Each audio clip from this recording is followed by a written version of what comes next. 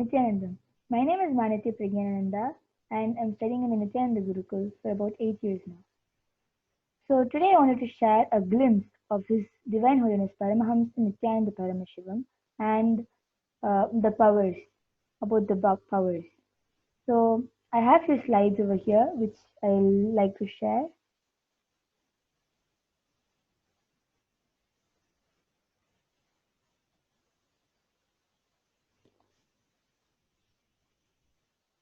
So extraordinary powers are awakening the divine in you.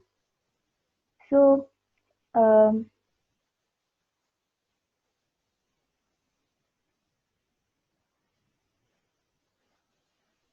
ever since the beginning of civilization, the Sanatana Hindu Dharma has been the cradle of enlightened beings and highly advanced sciences.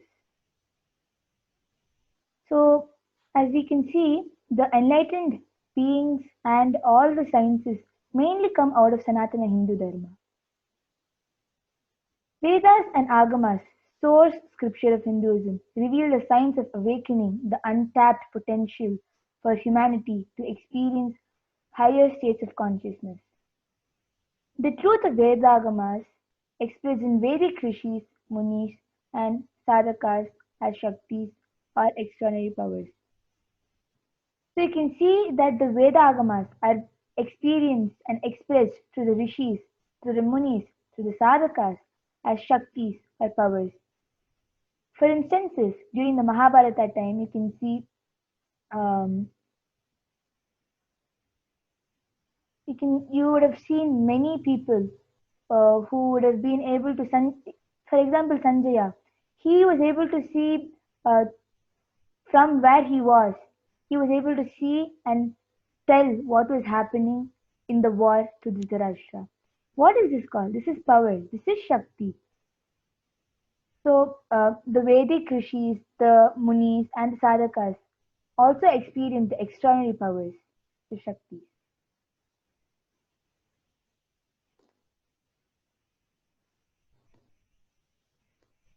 Various accounts of spiritual powers are found in the Upanishads, Ramayana, Mahabharata, and other scriptures too. So you can find the powers in Upanishads, in Ramayana, in Mahabharata, and other scriptures. These are not mere stories, but true accounts of people who lived and experienced and expressed these powers. These spiritual powers were nothing, they were supernatural, but rather naturally super. People expressed the powers as an everyday lifestyle, which is very true. Even now, none of us experience the powers. We used to experience, they used to express the powers. These days, Swamiji is only bringing it back to all of us. Humanity has traveled a long way. Humanity has traveled from amoeba, a single cell, to a fish. Swamiji calls that as a pure physical growth. From fish to monkey, it is physical and psychological growth. From monkey to man, it is physical, psychological, and conscious growth. Now, the human being has reached a level where he needs to have a superconscious breakthrough. He needs to move further. He has already reached a certain space. Now he needs to move further into superconsciousness. As you all can see, we are all stuck as human beings. We are not evolving from this. For millions of years, we've been there as human beings. It just took about 1,000,000 years for monkeys to reach the human level. But for humans to reach the superhumans level, it has been millions of years, but still it's not happening. But as you all know, Swamiji is here to change us from human to superhuman. Who is Paramashiva? Paramashiva is the primordial divinity in Hinduism, the ultimate reality and cause, which is self-effulgent, Swayam Prakasha, all-pervading, unchanging beyond time, space, form, and causality. As the fundamental base of Avyakta, the unmanifest, and Vyakta, the manifest existence. He performs the Panchakritya, or five cosmic acts of Shrishti, Sthiti, Samhara, Throbhava, and Anugraha. Paramashiva is the one who performs these five cosmic acts, which is creating. He creates and then he maintains what is created, and then he rejuvenates what is maintained, and then he pulls out of the delusion, and then at last he liberates all living entities.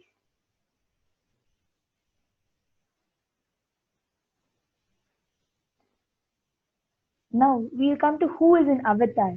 An avatar is an incarnation of super consciousness.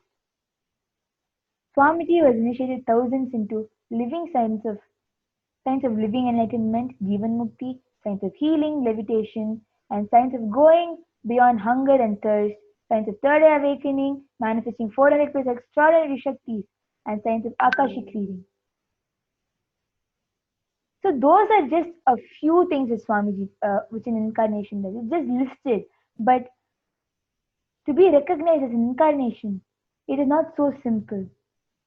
The knowledge and science of manifesting these powers were passed down from generation to the next through initiations by the gurus and preserved by the gurus from Parampara, which has an unbroken lineage of enlightened beings and avatars till date. His Divine Holiness Nityananda Paramashivam is the living avatar of the millennium who is powerfully reviving these yogic sciences and transmitting it to the world at large on a human scale never accomplished before. So Swamiji is the one who is transmitting the yogic sciences at present, in which in human scale it has never happened before. This is the first time in history it is happening where an incarnation is happening and initiating everyone into Shaktis and transmitting it to everybody who is there. Who is His Divine Holiness Nityananda Paramashivam? The many dimensions of His Divine Holiness. His Divine Holiness Nityananda Paramashivam is a reviver of Kailasa, the enlightened civilization, the greatest and only Hindu nation. So as you all can see, Swamiji is the one who is reviving Kailasa, the enlightened civilization, and the only Hindu nation at present. Recognized as an avatar of Paramashiva as well as revered and worshipped now as living incarnation of super consciousness by millions.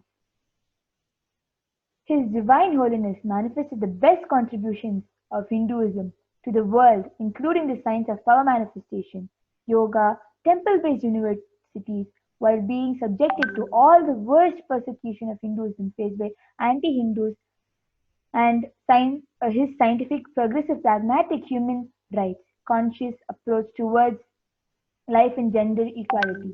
So as you all can see, Swamiji has contributed a lot to Hinduism. He has brought power manifestation, yoga, temple-based universities into all our life. But and he's even facing the anti-Hindus, and he is giving everybody the solution and their own rights to what we have to approach life towards. His Divine Holiness is globally recognized as the Supreme Pontiff of Hinduism, reviving 14 ancient Sarvagnipitas like Kashi, Kanchipuram, and Madurai, present Maharaja of Suryavamsha Surangi Samrajyam, and founder of various universities, including the world's largest university, the Nityananda Hindu University. You may have a doubt, when did Swamiji achieve all these stuff? He wasn't more than 21 when he achieved all of them. Then just imagine when he would have started all of his work. Maybe at birth. I'm very sure his very existence itself is only for all of us to achieve and radiate bliss from all of us. So His Divine Holiness's mission is to revive and re-establish the Veda Agamas as a living, applied science, giving the superconscious breakthrough that humanity is long waiting for in its evolutionary path. So Swamiji is here to re-establish the Veda Agamas and apply whatever is there in the Veda Agamas into our lifestyle. Awakening human beings to their Shaktis is also one of the other things that Swamiji is doing, and building the next level frequency of human body, mind, internal organs, and intra organs is the third eye.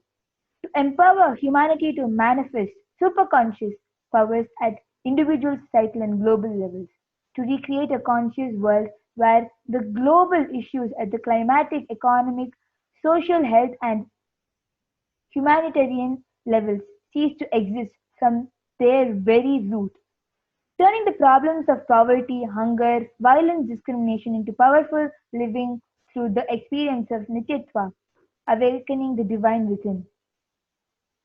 So Swamiji is the one who is reviving all this. He is reviving the Vedagamas. He is getting back Shaktis into all of us. And at last, he is helping us to awaken the divine within all of us. As I just mentioned before, from the age of 21, Swamiji started his work, the mission Nityananda Sangha, at the completion of age of 21 to revive the enlightened civilization. Swamiji founded the Nityananda Sangha when he was just 21 years old.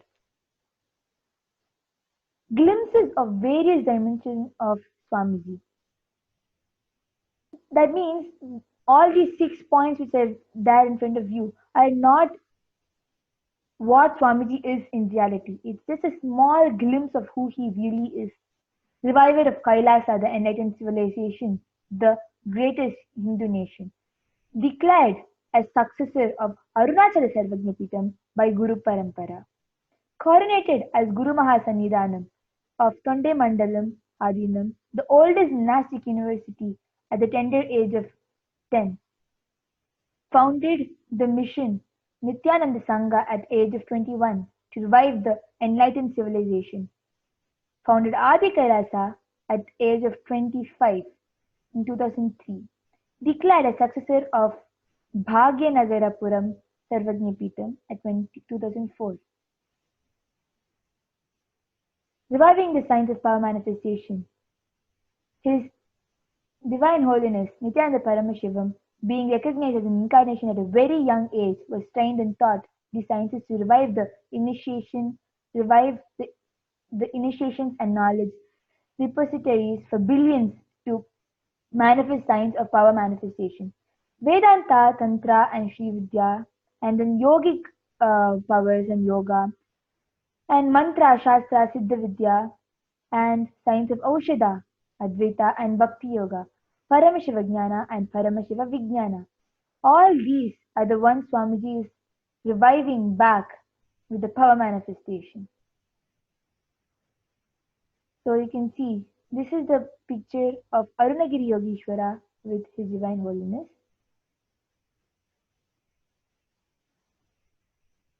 Diksha, let's enter into what Diksha is. Diksha, initiation into science of enlightenment. The knowledge and science of manifesting the Vedagamas truths are transmitted through Diksha or initiation. Diksha is the direct transfer of spiritual energy by an avatar. So that's how we all started manifesting Shaktis. Just when the spiritual energy is transmitted by Swamiji, we all started experiencing the feeling of bliss in all of us. Diksha is transmitted by a nayana, a look or word, which is mantra, or just by a touch, which is sparsha. One moment of initiation received with oneness can bring about more irreversible transformation in one's life than years of meditations and spiritual practices. Just to share my experience related to this one thing, I had been in Kumbh Mela. So in Kumbh Mela, when I went for like showing what His Divine Holiness has given to me, when I was there to represent Swamiji, at that time I met many yogis and agoris. I met some like yogis who were just having their hands raised, and yogis who were finding just standing in one leg, not even sitting for rest, and yogis who never spoke, who always were silent. All this just for one glimpse of um, of powers. But here, just with one nayana, or just with one mantra, or just with a sparsha, Swamiji is able to transmit the Diksha into all of us and make us manifest the Shaktis. Shaktipada, entanglement with the avatar. Shaktipada or entanglement refers to being in the presence of the avatar. Shaktipada is the way through which higher states of consciousness and in turn Shaktis continue to manifest to the disciples after the initiation of Swamiji. So you can see the picture of Swamiji giving Diksha just through Divya Sharira or a light body. Um, Now we'll come to know about what the Agamas is. Agamas is a living applied science. Vedas are the ultimate superior authority for the Hindus. Vedas are pure science where the ultimate truths are explained. Agamas are the scriptures where the applied technology, the applied science is expanded. So in Vedas are the ultimate and the superior authority and all that. But Agamas are the place where we apply whatever is learnt in the Vedas and we expand in the science of Vedas. Vedas and Agamas, Veda Agamas, are given the status of Shruti as they are directly revealed by Paramashiva. They are the ultimate, eternal, unchangeable truths. A reference cited from these Shastras or source scriptures is called the Shastra Pramana. So Swamiji is collector of the largest Hindu library with over 1 million books, 1 million palm leaves, scriptures and digital books. Even if we live for 80 years, it's very difficult for one human being to achieve such a big thing. If you know, you might be able to just collect 1 million books. But Swamiji is reviving the Veda Agamas and collecting the books and doing various other things by initiating millions.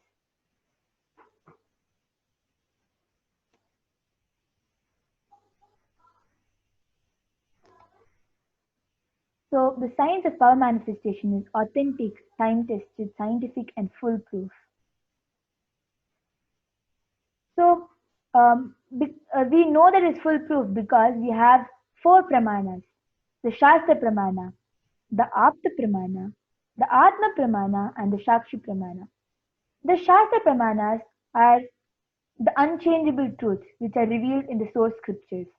The Apta Pramanas are the experiences and the results of the Shaktis manifested by the Vedic rishis and the scientists who tested and verified this science. For example, we can take Sanjaya. He is one of the Apta Pramanas. The Atma Pramanas are account of his divine holiness, Nityananda Paramashiva. The powers manifested and experienced by our avatar is what is Atma Pramana. The Shakshi Pramana are the experiences are us, the devotees of and disciples of Swamiji, who are initiated into the science by Swamiji manifesting the Shaktis. Shaktis are not Siddhis.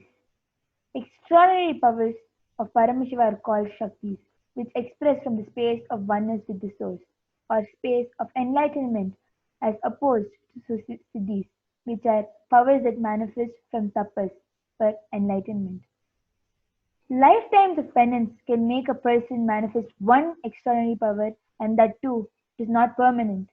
The Shaktis of Paramashiva, however, can manifest through ordinary human beings in an extraordinary way after initiation from avatar.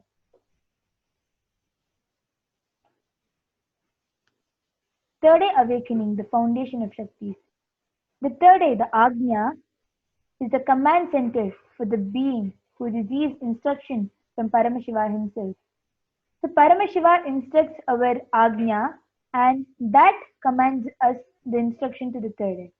Once activated, it gives the individual power of clairvoyance, ability to control and influence forces of nature, as well as his own lower disposition.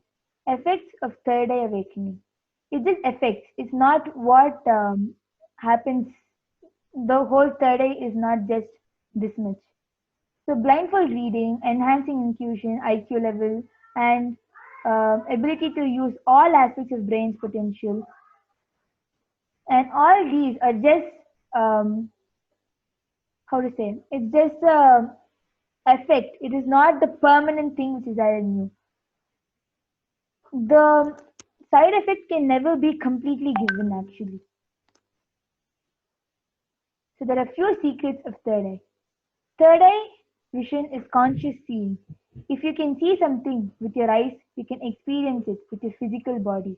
If you can see something through your mind, you can understand it with your mental body. And if you can see something through the inner space, which is the third eye, you can control it as the lord of it. Third eye is conscious seeing, as it activates the non mechanical parts of the brain and makes you experience extraordinary powers like materialization, teleportation, and clairvoyance. Your personal door to the cosmos. Third eye is not just bro center, but browsing center. Through the third eye, you can upload and download anything from the cosmos. The whole cosmic archives called Akashic records can be downloaded by you when you open your third eye. So you can see the third eye is just not the bro center in between your eyebrows. It's the browsing centers. Anything which you want, you can just get using your third eye. You can download, you can upload anything from the cosmos, anything that even has its existence. Why manifest Shaktis?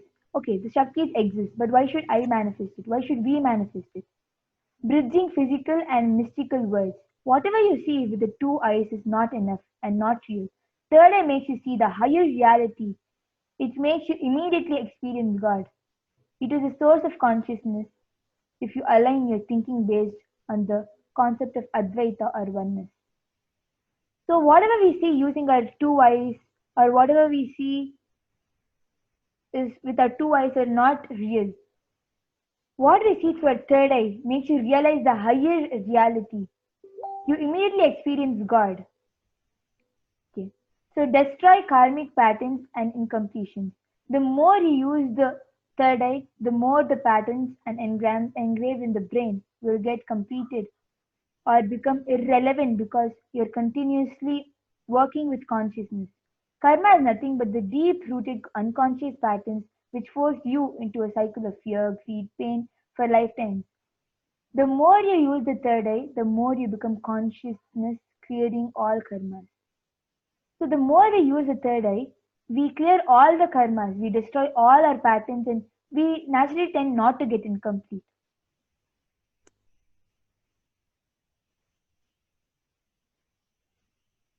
So the next is Pratyaksha Pramana, the scientific studies. Following study quantify the third eye activity is real, quantified through brain research of His Divine Holiness Nityananda Paramashiva. Third eye is a science. The same activity is reproduced in those awakened by His Divine Holiness, quantified through study of brain activity of initiation. Third eye science is a possibility for the global problems of society, quantified through observation of people initiated by disciples of His Divine Holiness Paramahansa Nityananda Parameshwar. Impact of manifesting powers or Shaktis. As you can see, it mentions 14% of the world now has a solution.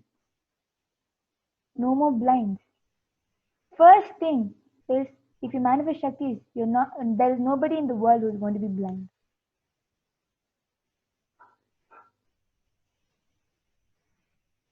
So, as you can see, where Swamiji assures there are no more blinds, enabling them to read print materials with consistency and stability while recognizing shapes, pictures, objects, and colors for the first time in their whole life. Even born blind, actually, in front of my eyes, born blind also had read when we went to entangle them and make them see.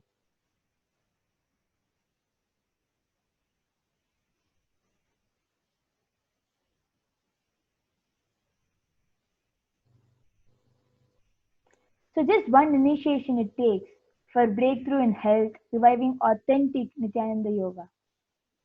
We can see over here where many people for the first time touching ropes and they're able to do yoga, and where just with one diksha, even the difficult stuff on Malakamba they're doing.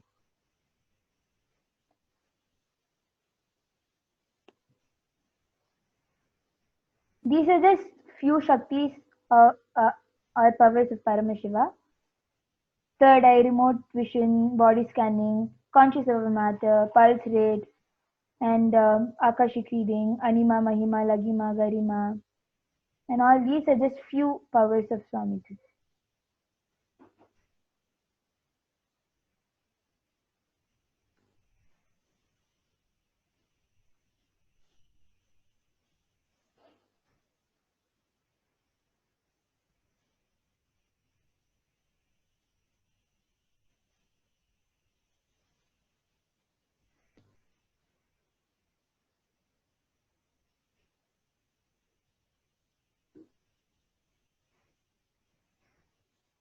So now we'll see the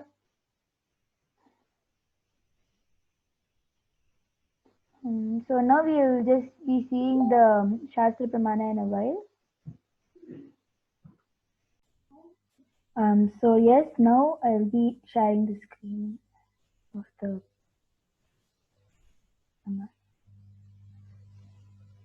So this is the Shastra Pramana of third eye power. So now I'll be chanting it. तया पूर्याशु मूर्धान्तं भङ्क्त्वा भ्रूक्षेपसेतुना निर्विकल्पं मनः कृत्वा सर्वोद्वे सर्वगोद्गमः तया पूर्याशु मूर्धान्तं भङ्क्त्वा भ्रूक्षेपसेतुना निर्विकल्पं मनः कृत्वा सर्वोद्वे सर्वगोद्गमः तया पूर्याशु मूर्धान्तं पङ्क्त्वा भ्रूक्षेपसेतुना निर्विकल्पं मनः कृत्वा सर्वोद्वे सर्वगोद्गमः. The translation goes, Paramashiva says, let form be filled with essence of life breath to the crown of head. Cross the life breath by penetrating with one pointed attention at the bridge-like center of the eyebrows, the third eye. Let mind be beyond the movement of thoughts, nirvikalpam mana. In that all-raising supreme state of Shiva showers the light, vision of all-pervadingness. So the source is from the Dharana 8, Sutra 31st, from the Vijnana Bhairava Tantra, the Kashmir Shaivism categorized under Agama. So now we'll be moving to the next power.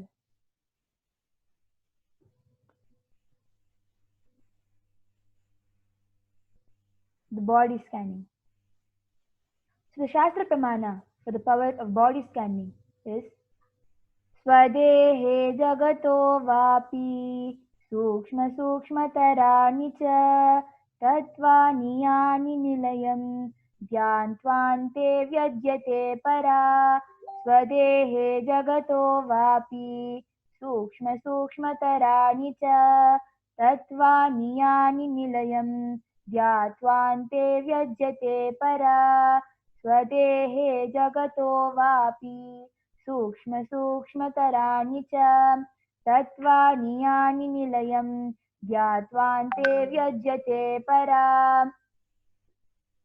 So the source is the Dharana 31st Sutra 54 from Vijnana Bhairava Tantra. Bhagavan Paramashiva says, cognize deeply that from the subtle to the subtlest constitutive principles of your whole body, Swadeha, or of the whole universe, simultaneously consist of the essential reality. They are being absorbed in their source cause, Sadashiva. By the experience of such restful awareness, one becomes complete from all thoughts, and the ultimate universal divine power, Paradevi, Adishakti, is revealed, and the supreme power manifestation happens. So the next power is the remote vision.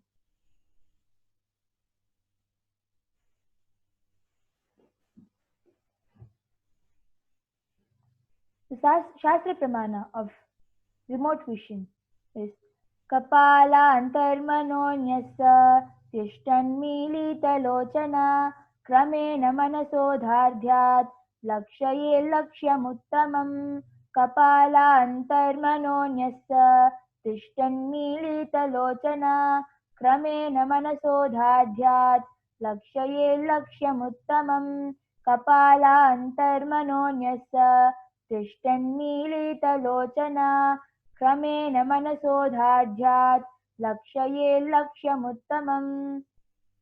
The source is the Dharana 11 from Sutra 34, the Vijnana Bhairava Tantra.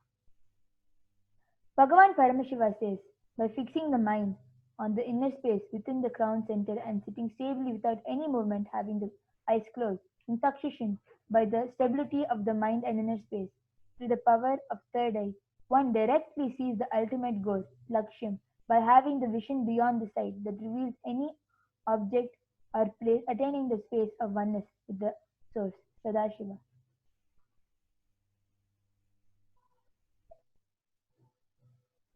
So,